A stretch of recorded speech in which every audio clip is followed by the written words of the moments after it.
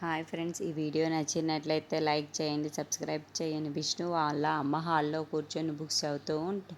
ఇంతలో వరలక్ష్మిని పిల్లల్ని తీసుకొని ఇంటికి వస్తూ ఉంటాడు. అది చూడగానే అక్కడున్న విష్ణు వాళ్ళ అమ్మ అయితే విలువైన వస్తువుల్ని ఇంట్లో పెట్టుకోవాలి, పనికిరాని వస్తువుల్ని బయటనే పారేయాలి, ఆ మాత్రం కూడా తెలియకపోతే ఎలా అని చెప్పేసి విష్ణును చూస్తూ అంటూ ఉంటుంది. ఆ మాటలు వినగానే అక్కడున్న వరలక్ష్మి ఒక్కసారిగా షాక్ అయిపోయి ఈవిడ మా కోసమే మాట్లాడుతుంది అనుకుంటూ ఉంటుంది.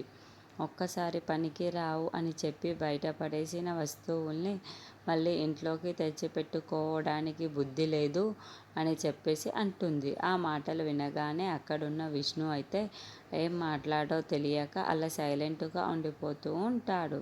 ఇంతలో అక్కడున్న వరలక్ష్మి ఆ పిల్లలు అయితే ఏంటి ఏం మాట్లాడుతున్నావు, ఈవిడ ఇలా మాట్లాడవచ్చా అని వరలక్ష్మి అనుకుంటూ ఉంటుంది. ఇంతలో అక్కడున్న వాళ్ళ అమ్మమ్మ మాత్రం అయినా వాళ్ళ అలా పనికిరాని వస్తువుల్ని బయట పారేయాలి తప్ప మళ్ళీ ఇంట్లో పెట్టుకోవడానికి ఈ మనుషులకి కూడా బుద్ధి లేదు, ఎలా తెచ్చుకోవాలనిపిస్తుందో ఏమో అని చెప్పేసి అక్కడున్న దివ్యని అందరినీ అంటూ ఉంటుంది. ఆ మాటలు వినగానే అక్కడున్న విష్ణు వరలక్ష్మి వాళ్ళు కూడా ఒక్కసారిగా షాక్ అయిపోతూ ఉంటారు. ఇప్పుడు ఏం చెయ్యాలి అని చెప్పేసి విష్ణు అనుకుంటూ ఉంటాడు. ఇంతలో అక్కడున్న వరలక్ష్మిని పిల్లల్ని వెళ్ళమని చెప్తూ ఉంటాడు.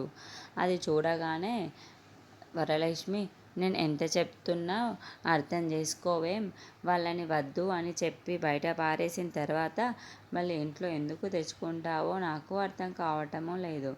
మంచి వాళ్ళే ఇంట్లో ఉండాలి, చెడు వాళ్ళు ఈ ఇంట్లో ఉండడానికి వీల్లేదు అని చెప్పేసి అంటుంది.